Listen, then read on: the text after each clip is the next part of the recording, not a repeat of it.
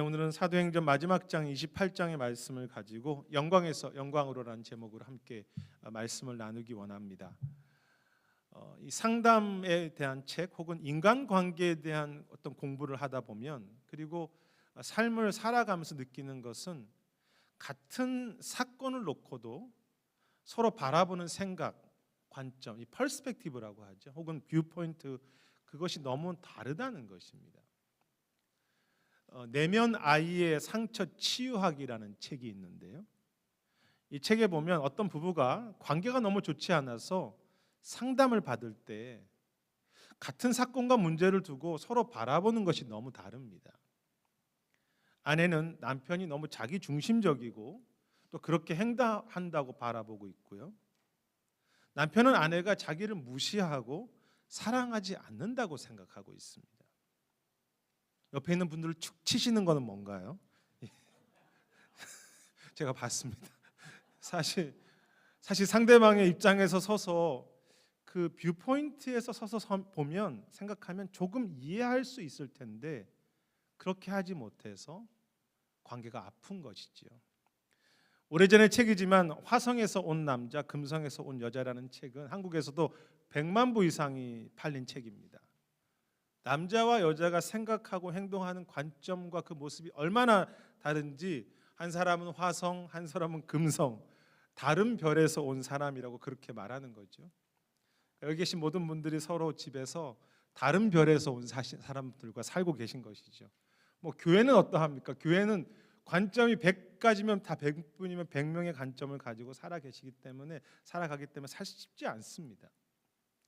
그런데 이러한 책들과 전문가들이 가르쳐주고 또 문제를 실제로 해결하는 중요한 방법은 서로 한 발짝 물러서서 상대방의 입장과 시각을 가지는 것이죠. 그리고 그렇게 하려면 상대방의 입장에서라면 조금 나를 더 내려놓아야 하고요. 무엇보다 서로를 사랑하는 것이 참 중요합니다. 사랑하기 때문에 그 사람 입장에 서는 거죠. 중요한 것은 이렇게 나를 넘어서 상대방의 어떤 눈, 퍼스펙티브를 보아야 하는 것은 인간관계만이 아니라 하나님의 관계도 마찬가지라는 것입니다. 어떻게 보면 이 말씀은 하나님의 눈, 하나님의 관점이 무엇인지 저희가 보는 것이고, 신앙이라고 하는 것은 우리가 하나님을 사랑하여서 그분의 생각과 그분의 마음과 그분의 그 모든 것을 내가 계속 또 품어가는 그런 과정이 신앙이라고 말할 수 있겠죠. 오늘로써 사도행전 설교를 마치려고 합니다. 우리는 사도행전을 통해서요, 주님께서 어떻게 교회를 세우셨고 또 어떻게 교회를, 그 사도들을 통해서 일하셨는지를 살필 수 있었습니다. 그런데 사도행전 전체를 통해서 볼 수 있는 그 하나님의 그 생각, 하나님의 눈은 무엇입니까? 초대 교회를 이렇게 저희가 보고 있는데요. 주님은 어떤 관점에서 어떻게 초대 교회를 바라보고 계신가요? 사도행전 전체의 주제는 하나님의 나라인데요. 그 하나님의 나라가, 그 하나님의 나라 영광과 아름다움이 이 땅의 교회와 함께하며 우리의 삶 속에, 그리고 서도들을 통해서 더 커져가는 것을 사도행전 전체를 통해서 볼 수 있었습니다. 그래서 영광이라는 단어가 중요하다고 말할 수 있겠죠. 하나님 나라의 영광이 계속 커지고 있는 것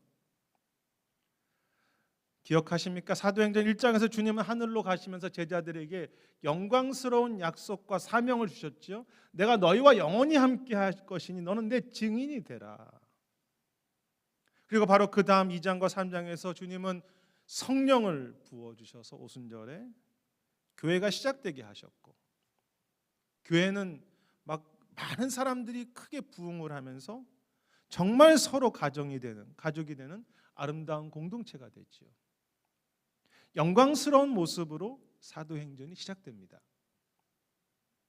하지만 교회는 곧 어려움 가운데 들어가죠. 스데반과 같은 많은 교회 리더들이 희생을 당했고요. 예루살렘 교회에 큰 어려움과 박해가 있으면서 성도들은 그곳을 떠나야만 했습니다.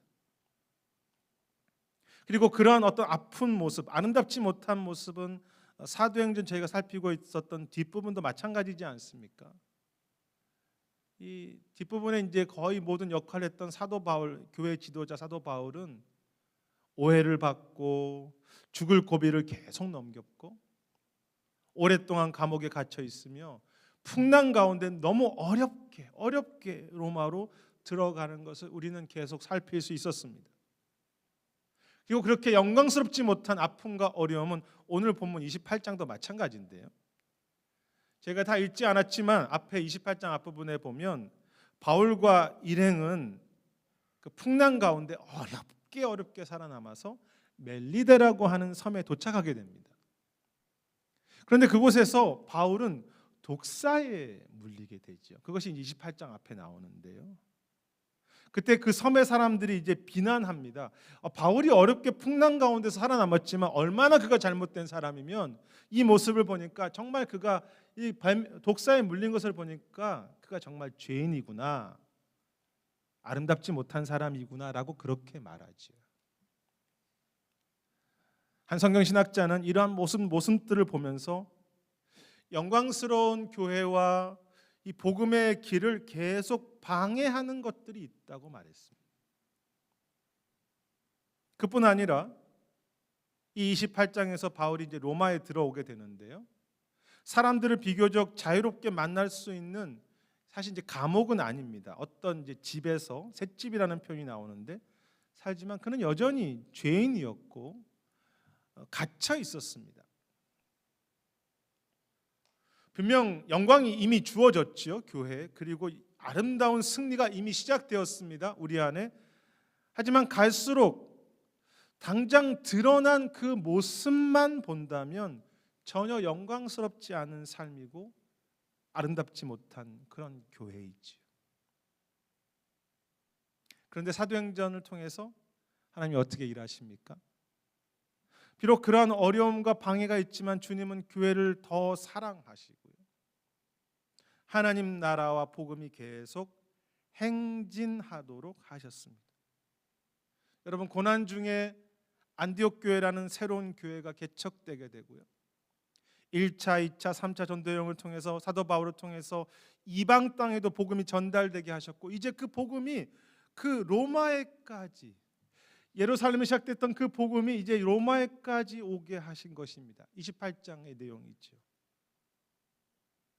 주님은 고난 중에도 교회를 끝까지 붙잡으시고 또 교회를 영광스럽게, 성도들을 영광스럽게 하시는 것이죠. 그런 모습은 오늘 28장도 마찬가지인데요.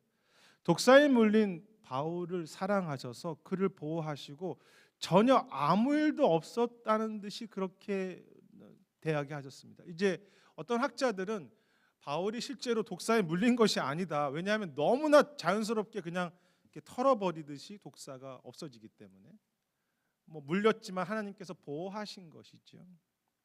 그리고 오히려 그 일 때문에 그 섬 사람들이 놀래서 바울에게 우리를 치유해 달라고 그렇게 부탁하게 되고 바울이 그의 섬에 있는 사람들을 도와줍니다.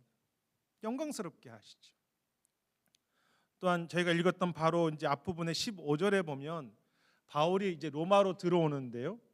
2주 전에 그 말씀 기억하십니까? 막 로마로 들어갈 때 화려한 퍼레이드를 하고 들어가지는 않았지만 로마에 이미 있었던 그 믿음의 형제들이 바울을 막 환영해 줍니다. 그리고 바울은 그 가운데 감사하기도 하고 더 담대한 마음을 얻게 됐다고 15절은 이야기하죠. 고난 속에서 담대하고 영광스럽게 되는 모습입니다. 그리고 무엇보다 이제 사도행전의 마지막 구절, 사실 이게 중요하죠. 전체 사도행전의 결론이라고 할 수 있는데요. 마지막 31절에 보면 바울이 하나님의 나라를 선포하며 주 예수에 대한 모든 것을 담대하게 거침없이 전했다고 그렇게 이야기합니다. 이 담대하게 거침없이 영어 번역이나 또 이제 헬라어 번역은 조금 다르지만 헬라어의 의미는 아주, 정말 담대하다는 의미가 있습니다. 거기에는 좀 기쁨이라는 부분도 있는데요. 여러분, 너무 관점이 다르지 않습니까? 인간적인 눈으로 본다면 지금 죄수라는 모습인데, 갇혀 있는데, 고난인데, 주님은 교회와 바울을 매우 담대해, 매우 기뻐해, 매우 영광스럽다고 그렇게 보시고 또 말씀하시는 거죠. 너무 관점이 다릅니다. 여러분, 사도행전에서 하나님이 어떻게 일하셨습니까? 무엇이 하나님의 관점입니까? 하나님은 바울과 교회를 사랑하셔서 이미 영광스럽게 하셨고요. 우리를 비록 고난이 있고 어려움이 있지만 끝까지 교회와 바울을 영광스럽게 계속 인도하시는 거죠. 이미 아름답지만 마지막까지 더 아름답고 귀하게 만드시는 하나님. 사실 이제 본문에 보면 그 사도 바울의 말을 듣고도 우리가 읽은 본문에 보면 사람들이 보고도 깨닫지 못하지 않습니까? 바른 것을 보는 것, 그것이 하나님의 관점이지요. 영광에서 영광으로 우리를 인도하시는 주님. 사도행전에는 영어로 액츠라고 알고 계실 거고요. 헬라어로는 프락세이스라는 단어입니다. 행진이란 뜻인데 사도들의 행진이란 뜻이죠. 모두 실천, 행진, 행동, 걸음이라는 의미가 있습니다. 이 액츠라는 의미는. 그래서 어떤 보면 이 사도들이 막 걸어가고 교회가 행동하고 실천하는 것 같지만 사실은 우리가 사도행전을 성령 행진이라고 말하지 않습니까? 성령께서 직접 교회 안에 걸어가시면서 성령께서 문제가 있고 고난이 있는 성도들과 교회와 함께 걸어가시면서 끝까지 영광에서 영광으로 인도하시는 것이죠. 그런데 만일 우리가 그냥 기도가 없이 말씀 없이 주님을 바라보는 관점이 아니라 당장 내 감각적으로 내 눈에 느껴지는 대로만 살아간다면 우리는 너무 쉽게 낙심하지 않겠습니까? 또 교만하기도 하겠죠. 내 눈에 보이는 우리 교회의 모습만을 보면 낙심하기 쉽고 교만해지기 쉽습니다. 여러분, 우리의 눈을 바꾼다는 것이 참 어려운 일입니다. 저도 그렇지만 우리는 어떤 눈으로 나의 하루를 바라보고 계십니까? 우리는 어떤 눈으로 우리 자녀들을 보고 계시며 우리 가정과 우리의 그리고 교회와 이 땅을 바라보고 계십니까? 토니 로빈슨이라고 하는 분이 쓴 너 안에 잠든 거인을 깨워라는 책이 있습니다. 이 책은 이 시각, 관점에 대한 책인데요. 저자가 여러 사람을 인터뷰하게 되는데 어떤 기업가를 인터뷰하는데 이 기업가는 미국의 유명한 매거진에 실릴 정도로 유명하게 성공한 기업가들이 실릴 정도의 거기에 그런 사람이고 또 성공한 사업체를 운영하며 많은 일을 감당하는 사람이었습니다.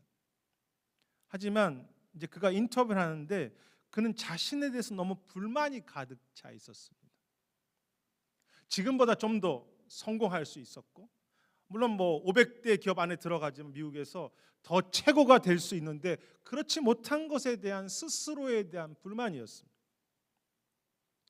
그것이 그 사람이 바라보는 행복의 기준이었죠. 내가 더 높아질 수 있는데 그리고 그것 때문에 늘 불만족하는 것입니다. 한편 저자는 또 다른 사람, 여러 사람을 인터뷰하지만 앞에 사업가에 비해서 비교적 성공한 것처럼 보이지 않는 사람과 인터뷰하는데요. 그런데 이 사람은 자신이 아침에 눈을 뜨면 하루를 감사하기 시작하고 오늘 내가 두 발로 걸어 다닐 수 있다는 것을 정말로 소중하게 여기면서 그 삶의 작은 일상이 기적이라고 믿는 그런 사람이었습니다. 저자는 이 두 사람이 중에 누가 정말 건강하고 성공하고 행복한 인생인지를 책에서 말합니다. 그가 많은 사람들을 인터뷰한 결과 결국 두 번째 사람이라는 거죠. 물론 저자의 인터뷰의 내용이 다 완전하지도 않을 것이고요. 또 기독교 책도 아닙니다. 성경적인 내용만은 아닙니다. 하지만 진정한 행복과 성공이 무엇이며 내 인생을 바라보는 그 관점에 따라서 전혀 다른 삶을 살게 된다는 것은 저도 동의합니다. 내가 어떤 관점에서 바라보는가 하는 것이 나의 하루와 나의 자녀와 나의 모든 삶에 너무 중요하죠. 무엇이 정말 행복한, 그리고 무엇이 정말 성공한 삶이고 가치 있는 것입니까? 하나님의 그 기준 스탠다드로 나를 볼 수 있는 것. 예전에 개그 프로그램 중에서 대화가 필요해라는 코너가 있었습니다. 혹시 아시는지 모르겠습니다. 아버지와 엄마와 아들이 밥을 먹는데 너무 대화가 없습니다. 맨날 밥 먹자고만 말하고 서로를 잘 이해하지 못합니다. 이제 그런 관계인데 하루는 아버지가 밥을 먹으면서 아들에게 막 화를 냅니다. 너 요즘 뭐 하고 돌아다니노? 제가 사투리를 잘해야 될 텐데. 하루 종일 어디를 싸 돌아다니노라고 그렇게 막 화를 냅니다. 이제 아버지가 밥을 먹으면서 아들이 그 이야기를 가만히 듣고 있다가 이렇게 대답하죠. 저 학교 다녀왔는데요. 이렇게 이야기합니다. 그래서 아버지가 너 아직 졸업 안 했나? 라고 하자 아들이 대답하면 저 아직 고등학교 1학년인데요. 라고 했습니다. 제가 이 연기를 잘했는지 모르겠지만 대화가 없는 아버지의 눈으로만 본다면 집에 들어오지 않는 걱정스러운 아들이죠. 근데 아들의 입장에서 생각해 보면 학교에 잘 다녀온 그냥 공부하고 온 평범한 건강한 하루였습니다. 우리도 주님과 진짜 대화가 필요하죠. 내 눈으로만 본다면 문제가 있는 자녀일 수 있고 그 문제만 너무 커 보이지만 주님은 오늘도 나를 사랑하시고 나와 함께 하시고 그분의 선하신 뜻을 이루시고 지금도 영광에서 영광으로 인도하시는 그 아름다움을 우리 삶 속에 이루시는 그 하나님이시죠. 그것이 주님의 관점입니다. 그 주님의 눈으로 나를 바라볼 수 있고 그 주님의 영광으로 자녀들을 볼 수 있으며 그 영광이라고 하는 퍼스펙티브로 교회를 바라볼 수 있는 것, 그것을 성경은 믿음이라고 말하고 복음이라고 이야기합니다. 그리고 그것이 사도행전의 초점이자 결론이죠.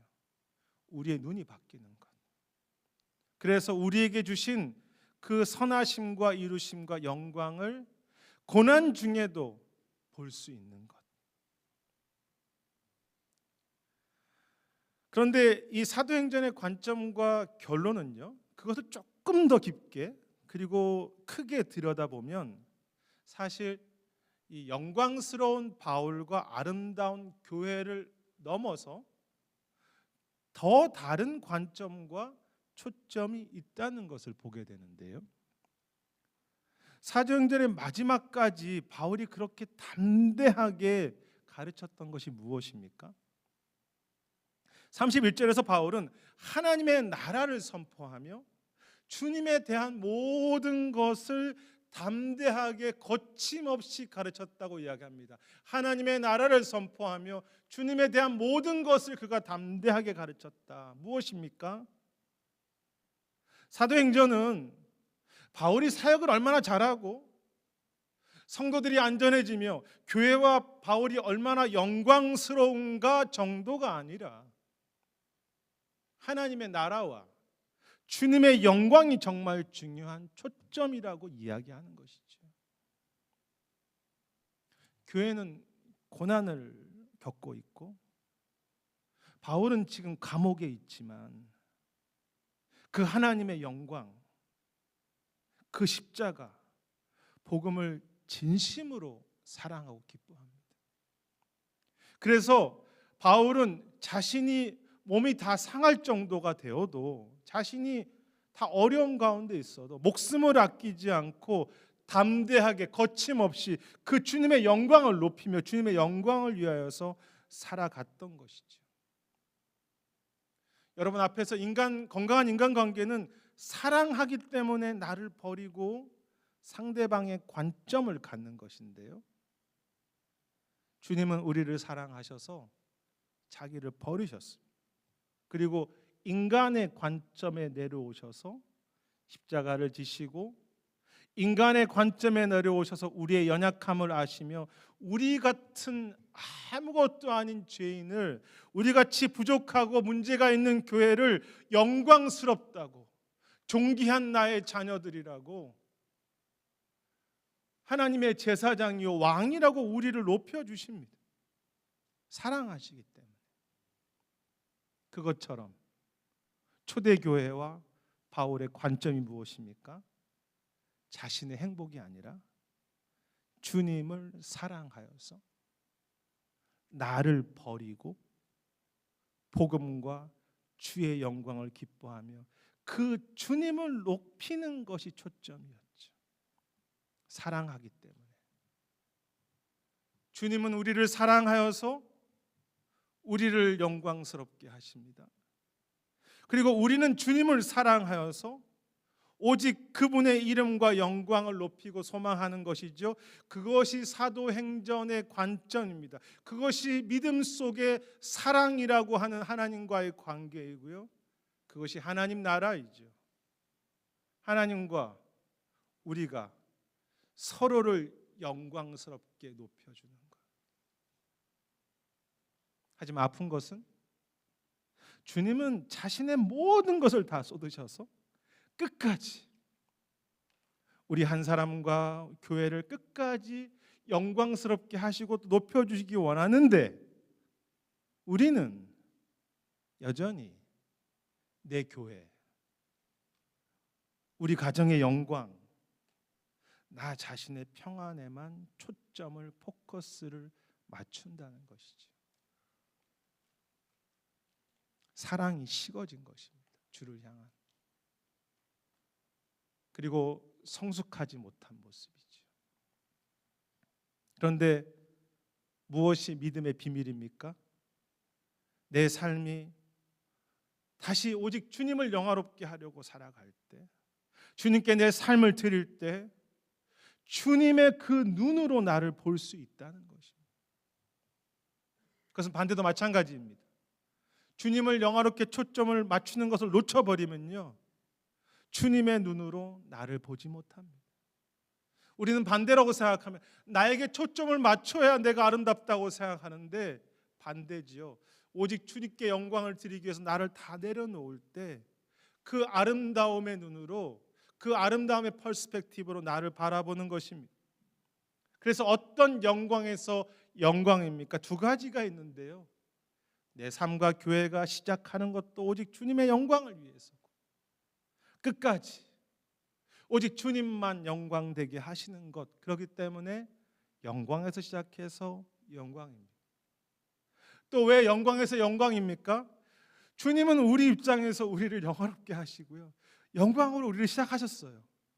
우리는 또 거기서 끝나지 않고 우리 중심에서 벗어나 주를 사랑하며 주를 영화롭게 하기 위해 살기 때문에 주님의 시작한 영광이고 우리가 계속 주를 영화롭게 하는 것이기 때문에 영광에서 영광이지.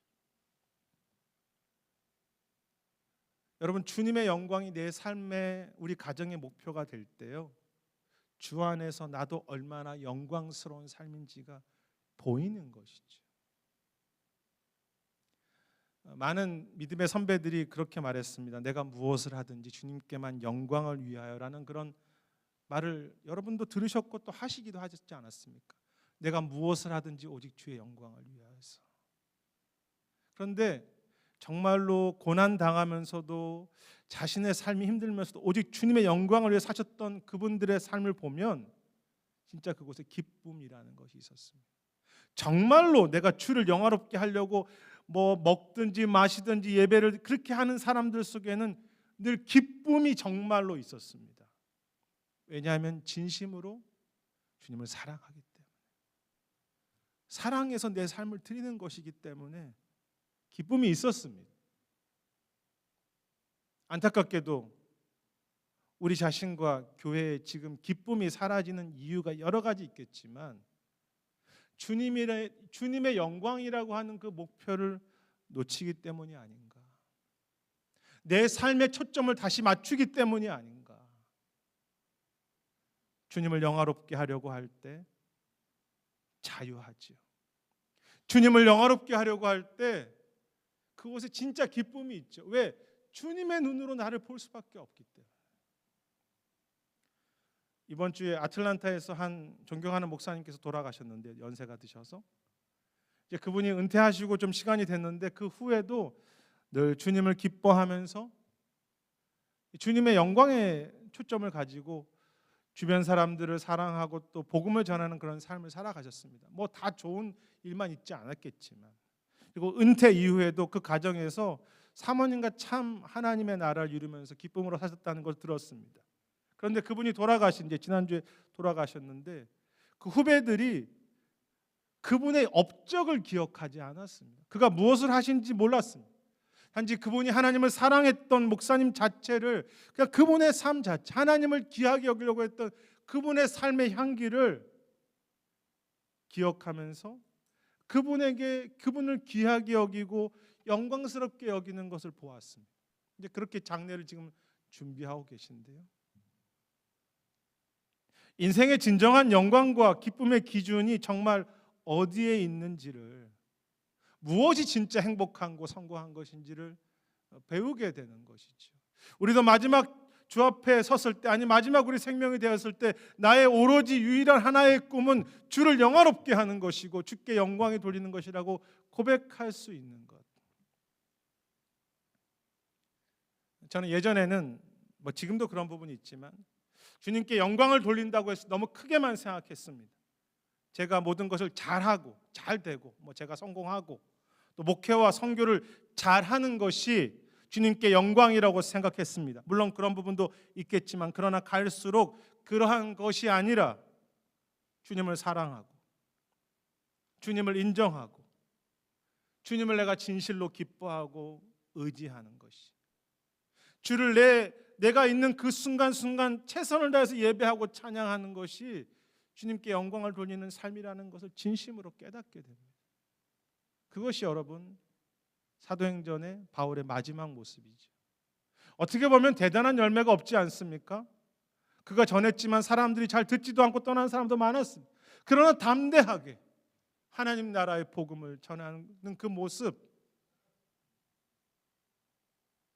주님을 사랑하고 주님을 의지하고 담대하게 주님을 높일 때 주님은 그 모습을 아름답다고 말씀하시고요, 그 모습을 통해서 영광을 받으시며 하나님도 바울을 영화롭게 하시고 바울은 하나님을 영화롭게 하면서 함께 그 영광으로 기뻐하시는 것이죠. 이 토미 텐이라고 하는 분이 쓰신 하나님의 관점, God's Eye View라고 하는 책이 있습니다. 이 책에 보면 우리는 환경의 지배를 받기 때문에 우리의 눈으로만 살면은 진정한 기쁨과 자유를 결코 얻을 수 없다고 말합니다. 아무리 우리가 신앙생활 하지만 자꾸 우리는 내 눈으로 보게 된다는 거죠. 그래서 하나님의 눈으로 삶을 바라볼 때야 비로소 자유하고 아름다움을 볼 수 있다고 이야기하는데요. 그런데 저자는 책에서 우리의 관점을 바꾸자고 말하지 않습니다. 그렇게 하지 보다 하나님을 더 사랑하고 예배하는 온전한 예배자가 되자고 이야기합니다. 재밌지 않습니까? 책 제목은 하나님의 관점인데 책 내용은 다 예배에 대한 내용입니다. 하나님을 높이고 하나님의 크심을 기억하고. 그는 책에서 그냥 교회 생활, 그냥 종교 왔다 갔다 하는 그런 생활 하지 말고 주님을 한 번이라도 이 자리에서 높이고 주님께 집중하고 내가 무엇을 하든지 가정에서든 교회에서든 내 직장에서든 주님을 영화롭게 하는 그런 예배자의 삶을 살자고 도전합니다. 그리고 그때 주어진 결과가 무엇입니까? 하나님을 예배할 때 주님의 눈으로 내 자신과 세상을 바라볼 수 있고 열방과 이웃을 품을 수 있으며 하나님을 정말로 예배하려고 할 때 주님의 영광으로 우리의 자녀들, 우리 교회를 볼 수 있다는 것이죠. 그가 책에서 도전합니다. 당신이 진정한 예배자가 될 때 주님은 당신의 눈을 바꿔주십니다. 우리 삶에 주님의 영광, 주를 사랑하는 것이 내 삶의 목표가 되려고 할 때, 사나 죽으나 오로지 내가 먹고 마시는 것이 주를 영광을 위해서 살려고 할 때, 주님께서 우리의 그 문제보다 더 크신 것이 깨달아지지 않겠습니까? 지금 자녀들의 문제와 비교할 수 없이 크신 주님의 일하심과 영광을 보게 되고 그 일하심 가운데 얼마나 주님이 신실하신지를 내가 보는 것이죠. 그렇게 보는 눈으로 내 삶을 바라보는 것입니다. 우리의 눈이 정말 예배자의 눈, 믿음의 눈, 하나님의 눈으로 바뀌는 그런 은혜, 예배자가 되는 은혜. 영광에서 영광으로, 영광으로 시작한 교회인데요, 너무 어렵습니다. 사도 바울은 너무 억울하고 너무 고난이 많습니다. 하지만 주님을 영화롭게 하고 주님을 사랑하려고 하는 그 포커스 중심을 놓치지 않을 때 교회와 성도 역시 그 주님의 영광에 초대하셔서 함께 참여하게 하시는 것을, 함께 영광스럽게 하시는 것을 사도행전을 통해서 보게 되지요. 우리 로뎀나무 교회가 가는 길과 우리의 삶의 신앙의 여정이 이렇게 저렇게 가지 않고 흐트러지지 않기를 바랍니다. 우리의 행복의 기준이, 성공이라고 하는 기준이 말씀 안에서만 더 분명해지기를 소망합니다. 오직 주의 영광을 위하여서, 오직 주의 영광을 위하여서. 그곳에 참 자유가 있고요, 기쁨이 있다고 말씀하시는 이 사도행전의 관점과 그 눈을 놓치지 않는, 아니 성경 전체의 그 퍼스펙티브를 놓치지 않는 그러한 저와 여러분의 삶이 되어야 하지 않겠습니까? 그것으로 살아가야 하지 않겠습니까? 주님은 부족한 우리의 사랑 고백과 예배와 섬김과 주님을 의지하는 것을 통해서요, 지금도 영광 받으시고요, 우리 안에 시작하신 그 영광스러운 일을 마지막 주의 날까지 이르게 하셔서 마지막 주 앞에 섰을 때 정말로 우리를 영화롭게 왕같은 제사장으로 높여주시면서 우리도 주님의 영광을 기뻐하고 주님도 우리의 영광을 이렇게 함께 기뻐할 것입니다. 그것이 천국의 모습입니다. 오직 주님께 영광을 돌리며 우리도 그 영광에 동참해가는 참 아름답고 자유하고 좀 기쁨이 있는, 좀 뭔가 여유가 있고 뭔가 세상과 좀 다른 그런 영광스러운 그런 교회와 우리 모두가 되시길 주의 이름으로 축원합니다.